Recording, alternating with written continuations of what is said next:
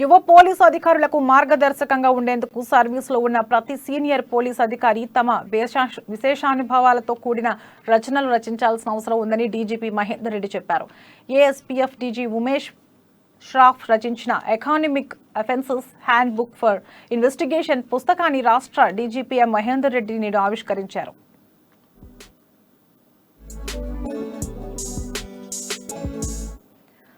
Masab Tank police officers mess లో నిర్వహించిన ఈ పుస్తకావిష్కరణ కార్యక్రమానికి మాజీ governor, retired DGP PS Rammohan Rao, retired police అధికారులు, అడిషనల్ డీజీలు హాజరయ్యారు.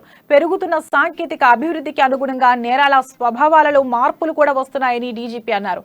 తాను క్షేత్రస్థాయిలో పనిచేస్తుండగా ఈ విధమైన ఆర్థిక పరమైన అవకతవకలు, నేరాలు సహకార సంఘాల నుండే ప్రారంభమయ్యాయని మాజీ governor, retired DGP S Rammohan Rao చెప్పారు. ఇటీవల కాలంలో ఏ పత్రిక చూసినా కనీసం 2-3 ఆర్థిక పరమైన నేరాల వార్తలున్నాయని అన్నారు.